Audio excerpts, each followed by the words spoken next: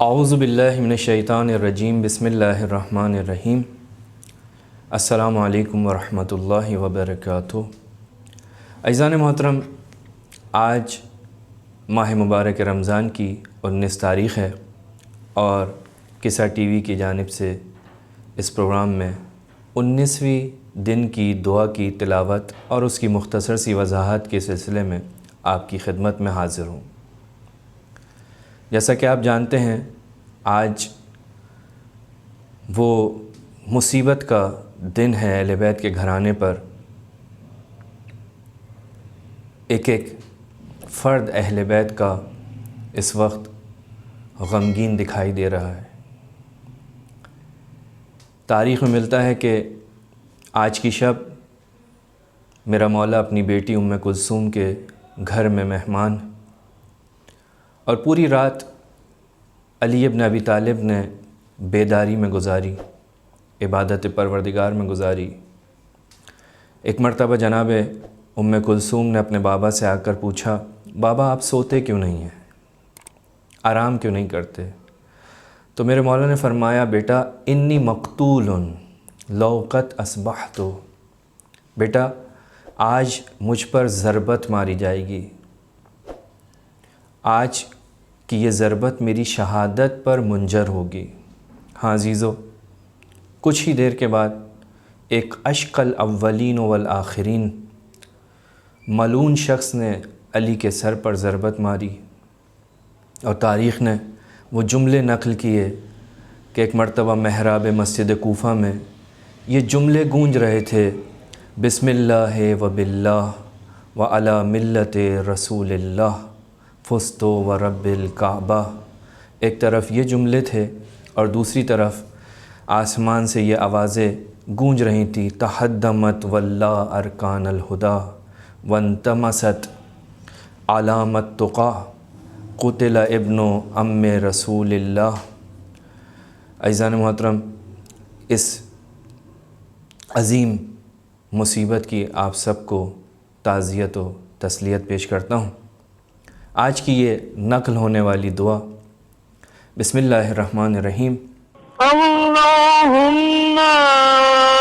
وفر فیہ حظی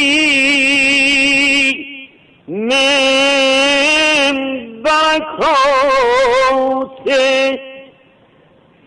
وسہل سبیلی الى خیرات ولا تحرمنی قبولا حسنات یا ہادیا الى الحق المبین۔ آج کی یہ دعا جو اکثر دعاؤں کی طرح سے 3 چھوٹی اور مختصر دعاؤں پر مشتمل ہے۔ سب سے پہلی دعا میں معصوم اپنے رب کی بارگاہ میں یہ دعا کرتا ہوا دکھائی دیتا ہے، اے میرے معبود، اس مہینے میں، اس ماہ کی برکتوں میں میرا حصہ بڑھا دے۔ یعنی خدا سے یہ چاہا گیا ہے، اس چیز کی تمنا کی گئی ہے کہ ماہ مبارک رمضان کی برکتیں ہمارے شامل حال ہو جائیں، یعنی اس مہینے کی برکتوں سے ہم اچھی طرح سے، پوری طریقے سے فائدہ اٹھا سکیں، کیونکہ اب اس ماہ مبارک رمضان میں پروردگار عالم کی برکتیں، یقیناً برکتوں کا مہینہ ہے۔ کیا کریں، وہ کون سے کام ہیں کہ جن کے سبب سے ہم اس مہینے کی برکتوں سے زیادہ بہرہ مند ہو سکیں؟ تو روایات میں اور قرآن میں مختلف چیزوں کی طرف اشارہ کیا گیا ہے۔ میں اشارتاً آپ کی خدمت میں عرض کروں، ایک قرآن مجید ہے جو برکت کا سبب ہے۔ روایت میں ملتا ہے جس گھر میں قرآن مجید کی تلاوت ہو، پروردگار عالم اس گھر میں اپنی برکتیں بڑھا دیتا ہے۔ ایمان و تقوی انسان کی لیے باعث برکت ہوتا ہے۔ ولایت امیر المومنین علی ابن ابی طالب کی روایت میں اس چیز کی طرف ذکر ہوا ہے، نعمت، آسودگی، برکت، رحمت، کامیابی اس شخص کے لیے ہے کہ جو علی ابن ابی طالب سے محبت کرتا ہو، علی ابن ابی طالب کی اطاعت کرتا ہو، علی کے دشمنوں سے دشمنی رکھتا ہو۔ بس ولایت امیر المومنین برکت کا سبب ہے، صبح اٹھنا برکت کا سبب ہے، شکر کرنا، قرآن مجید فرماتا ہے لَإِن شَكَرْتُمْ لَأَزِيدَنَّكُمْ، تم میرا شکر کرو گے میں تمہاری نعمتوں میں اضافہ کر دوں گا۔ صدقہ دینا، روایت میں ملتا ہے کہ جب تمہارا ہاتھ خالی ہو جائے تو تم پروردگار عالم کے ساتھ صدقہ دے کر تجارت کرو، پروردگار عالم تمہارے رزق میں، مال میں، دولت، برکت عطا کرے گا۔ اسی طرح خدا کی اطاعت، صلہ رحمی، خود بزرگوں کا وجود، اپنے گھروں میں بزرگوں کو غنیمت جانیں، خود بزرگوں کا ہونا باعث برکت ہے۔ بس ماہ مبارک رمضان کی برکتیں، خدا کی گناہوں کی بخشش، جہنم سے نجات، اس ماہ مبارک رمضان کا اہم ترین موضوع ہونا چاہیے ہمارے لیے۔